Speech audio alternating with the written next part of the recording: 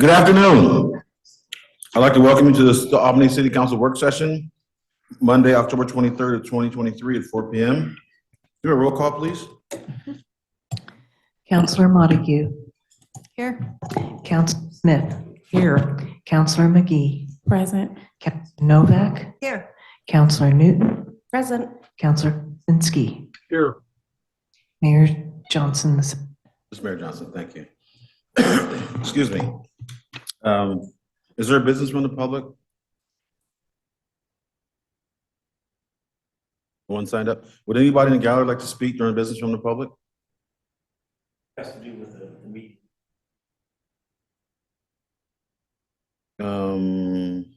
You got 3 minutes. Okay. Because I wanted to bring it up at the time. At the right time. This is your chance. Oh, this is my chance to Yeah. bring it up? Yes, please. Okay. 3 minutes, please, Matthew. Glad you're here because I didn't get your email. There's no email. I like the new desk. Yeah, it's nice. Yeah, it's nice. Just tell us who you are and we'll start the clock. Yeah, my name is Jeff Husacker. I live at 320 Washington Street. And over the past few months, I've been having some problems with my my trash service and trying to figure out how to get the least cost effective so I can save money. And I'm thinking hopefully the general public can save money too with some of the suggestions that I can bring up. I understand prices go up and everybody's trying to save money, but I've came across a couple of differences that could be brought up, and maybe the city council can look at those and maybe put a discussion on those things and help the public save money. And those would be the price per dump. I would call it price per lift, or whatever what you would want to call it. You get 4 of those per month, or 8 per bi-monthly statements. And currently, right now, the reason why I'm bringing it up is because I actually have to have 2 trash cans at my residence, and that was because of some crazy thing that the service I have to take, that I can't have just one and combine those into one. So, and I can see some of the differences because I'm a 32 gallon right now. I'm a 32 gallon on call per pickup, and I have to have 2 containers. I'm allowed to have 2 containers per pickup. And I said, hey, why can't I just have one? Why do I need to have 2 32 gallons at my house? I'd rather just seem to have 164 or 190 to eliminate this confusion of having two containers at my house.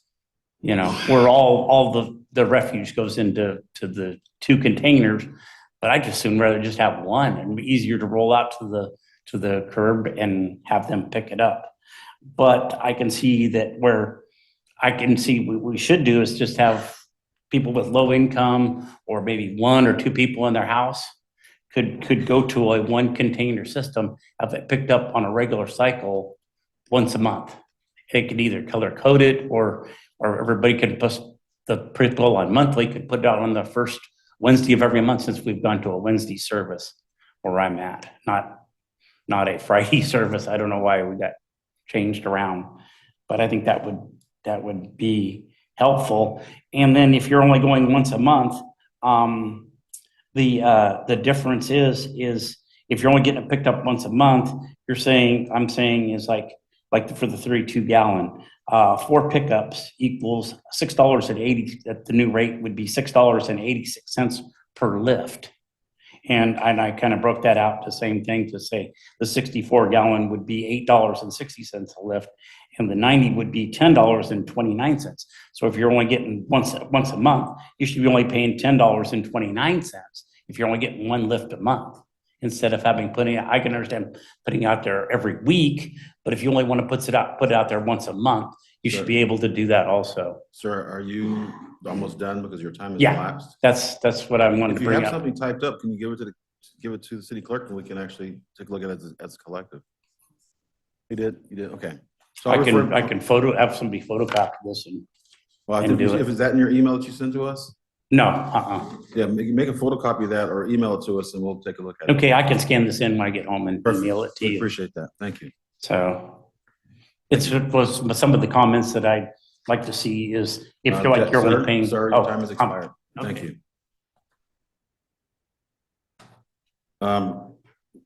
Let's go. I think because the miscommunication in time of the meeting, we're going to go to All-Star Grant Opportunity for Resilience Planning. Alyssa Shrims, is she here? Are you speaking for Alyssa today? Filling in for her. She's out today. Okay. So Manager Martineau? Yes, David Martineau, Planning Division. This is just a heads up about a grant that FEMA will be providing to the University of Oregon and in support of doing disaster resiliency planning for heritage communities, which Albany is one of those. And so the idea here would be to come up with a plan that the University of Oregon Policy Research and Engagement Center would actually be doing the work. The grant will not cost the city anything. The only thing that we would be asked to do is to provide some feedback on the draft plan and get support from the city for their effort. So we don't anticipate there being any budgetary issues or staffing issues associated with this. It's just a request for your support.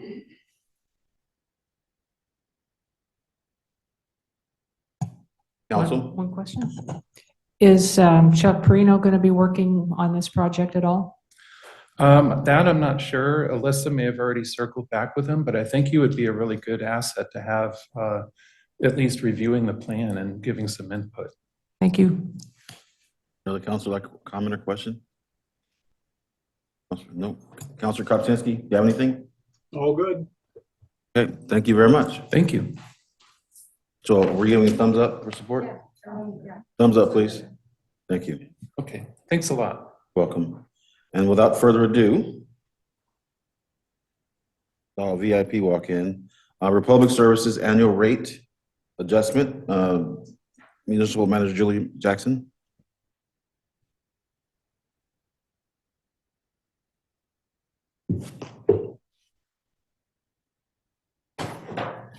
Good afternoon. I'm Julie Jackson. I live at 630 Southwest 7th in Albany, and I'm the municipal manager for Republic Services. I think all of you have probably seen the packet of information. This is the good news that we hoped for last year, knowing that fuel prices were so high.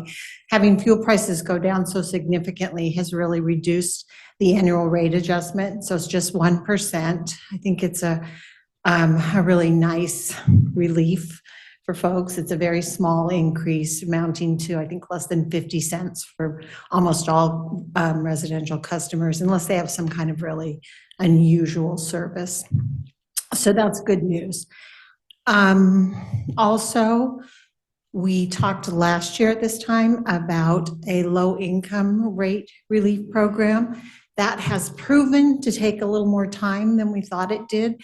I think we, along with city billing staff, thought that it would be just a simple matter of them giving us the names. I think we told you last year, we're happy to do it, but we don't have the ability to vet people's income.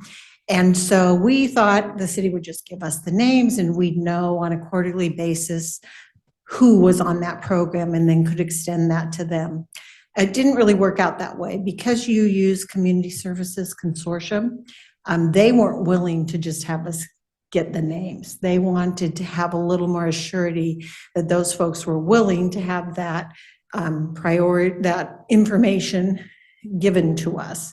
So we've been working through the process. Last week, I got a new form from CSC, and they are just going to put a little checkbox on the form that folks fill out with them, because that's who the city uses as well, that says, I agree to allow Republic Services to have this information so that they can use that, and I can apply, and it tells them, and I can apply for a low-income discount with Republic.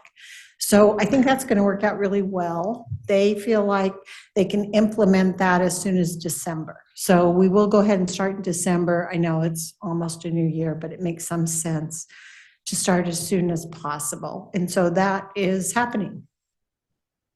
Yeah, finally, I'm sorry that it took so long. Everybody kind of wanted to feel comfortable with that information that folks are giving them. It's my understanding that most of the people apply in October for the new year, but that throughout the year, there might be a few people who come on quarterly or at some other time in the month. And so we'll get that information and make updates every month or so on that. Thank you. Council, you have any questions?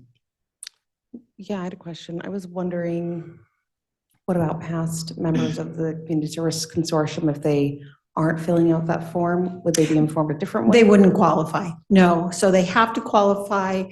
That form is really for energy assistance as well. So it's basically, if they're not applying for energy assistance, they're not applying for assistance on their water bill, then they would also not receive a discount from us. Okay, I was asking like if someone was currently receiving a discount for water services. Yeah, would they be could able to apply. Okay. They would have to apply. And I think you probably remember we talked about this last year, that we're offering that on a 32-gallon cart. So it is one of the smaller cart sizes. And what we're asking is that folks who are getting a discount make some effort to make less waste. We think that's reasonable. We also are putting together kind of a one-page handout for those folks, and really for anyone. This is something that could be used for any customers, that kind of talks about how to reduce waste in your home, the things that you might be doing that make a lot of waste that you could do a little differently. So, I mean, that's really the ultimate goal, is that we want to talk to everybody about making less waste. That's the real benefit to the planet. And would this be an annual application or 6 months or 3 months or? Well, when they apply in October, that's for the coming year, and that would last throughout the year. They wouldn't be considered qualified through the year. At the end of every year, each October, they have to apply again through the CSC for the energy assistance in the city program. And so that would include us too. Council, any other questions? Councilor Montague? I want to make sure I understand. So the people that are currently getting energy assistance, if they wanted to apply for your low-income program come January 1st, they would have to apply through you or through them? Like reapply for their energy assistance? So they would need to call us and say, hey, I qualify for the energy assistance program through CSC and for the city's program, and I'd like to get a discount on my Republic Services bill. We would then, at that time, as long as we have their name on a list, because we still have to get that list from CSC, as long as we have their name, then they'd be eligible. Okay, thank you. Councilor Novak?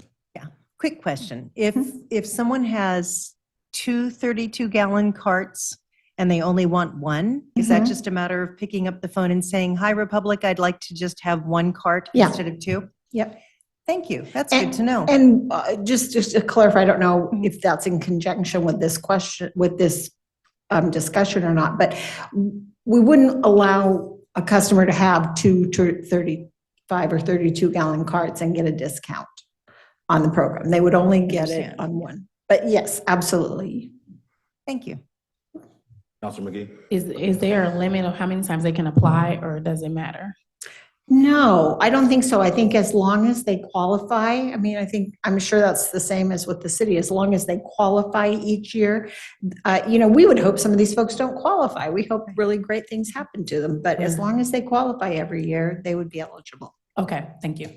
Councilor Newton? And I know that this was in the packet, but I just wanted to confirm, just because sometimes people don't see things in the packet. Yeah. That the new monthly rate for 32-gallon with income assistance is $21.69, bi-monthly $43.38. Because I don't have that in front of me, because as you probably know, I was going to be here at 6:00 tonight, and I know this, but I'm going to trust that you're reading the numbers accurately. Yes. Councilor Kopsinski, do you have any questions? No? I don't. Okay, thank you. Well, thank you for doing this. I know it's taking Sure. time to get all sorted through all the different ins and outs, but I'm glad that this is coming forward. Are you gonna put that, is that flyer gonna go out in the mailing or with the pack, the bill? When someone calls and changes their service, we're going to go ahead and put that flyer in the mail to them. The information, I think we're going to continue to put out, for example, all customers will get a flyer at the very end of the year with calendars and some recycling tips. And so we're going to start just feeding those waste reduction tips into that information. We also do a newsletter, and we'll feed that into that information as well. And it'll be on our website. Excellent. And then the only other thing I had was just to ask you, I know that there have been some questions about leaf collection, about street cans, and I wondered if there were any questions I could answer for you today about that. I mentioned leaf collection because there's some constituents who Mhm. brought their concerns forward. And then I also remembered that I never know when you're coming, that I have leaves too, and a tree that waits to the very end of the world to shed its leaves every year, when everyone else's leaves are long gone. So my understanding is that the folks in Corvallis have a different deal with Republic, and they have specific days and dates when they know that Republic is coming to get their leaves. That's not really accurate. No? No, they sort of have an about this time, just like Albany, but we have a much more robust program, I would say, in Corvallis, as negotiated in their franchise. We pick up leaves for 10 weeks without a break. So there are some streets, they've sort of designated an unofficial list of important bike lanes, I would say. And those streets get hit every single day. The rest of the city, we do the same thing that we do here. We start moving throughout the city. And the reason we can't tell you what day it's going to be is because we don't know what it's going to look like out there. For example, the first week sometimes is really light and we get through the whole city really fast. Sometimes there are lots more leaves down. Sometimes it's been a sunny weekend and lots of people have been out raking, or it's been really rainy and nobody's been out raking. So it really depends on the leaves and how many are in the street. And that's really the difficulty pinpointing when we're going to be there.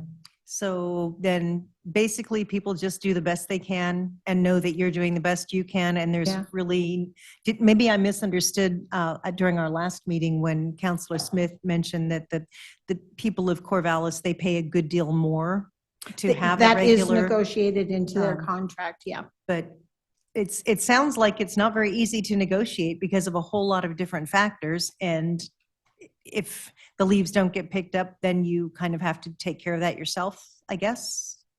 Well, I don't think this has been a huge problem in the past. I mean, sometimes the very longest it could go, we publicize the 2-week periods, the 3 2-week periods when we're coming around. The very longest is, I guess you could be at the end of that 2-week period. We really encourage people, because we think it's better for the storm drains anyway, we really encourage people to, the first leaves that come out, put them in your yard debris cart. That's the best thing you could do with them. It's not that we don't want to pick them up, but if you put them in your yard debris cart, it's better for the storm drains, it's better for the street sweepers, it's better for everyone. So that would be the thing we encourage people first, or maybe get your leaves out, and then if you have extras, put them in your yard debris cart. But I think for a lot of people, I mean, I know mine fit in my yard debris cart pretty much every round. And not everybody's do, but yeah, I mean, it's something, if the city decided they wanted to have a more robust leaf program, we could certainly do that. I think this is very average statewide. You could talk to Jeff Blaine in Corvallis, I know you know him, and he did kind of a little survey of other cities and determined that Corvallis had a lot more service. I think Albany's falls, from what he found, within that real average range. So, but if you come from Corvallis, like this customer that you directed to me, and you've had service for 10 weeks, it probably doesn't seem very good. So, thank you. Sure. Any other councilors have anything for Julie? Mrs. Jackson, excuse me. I think we're good. Thank you very much for your presentation. Great, thanks. We like the low number. I always like low numbers. Low numbers are very We good. did. Yes, That's they are. right. Thanks. Thank you. One comment. This is on the consent calendar for Wednesday. Okay. Yeah. Thank you. So next on the agenda tonight is the business from the council. I'll start with Councilor Kopsinski first. I'm good tonight. Okay, thank you. Councilor Novak, I have nothing this evening. Thank you. Councilor McGee, Nothing at the moment. Councilor Newton. No, but I just want to make sure you guys have all tuned into the Place to Sleep podcast that the DH has put out. There were 2 episodes about Albany, and the most recent one was about Corvallis, and they've all been a really good listen. There was also one about Sweet Home, wasn't it? Or was it? That was just a news article, I believe, but I think they'll have another podcast about it. So they're going to every city in Oregon. Thank you. Councilor Montague, No, I don't think I have anything. Thank you. Councilor Smith. I will spare you a lengthy report from the League of Oregon Cities Conference in Eugene last week, which was the best one I have ever attended. Very relevant topics that were discussed, and if you want to know more about it, ask me or or you can also listen to the sessions yourself online, and I'm happy to recommend a few that are particularly timely in Albany. The other thing that I wanted to say was before the meeting today, I dropped off my property tax payment across the hall or across the street.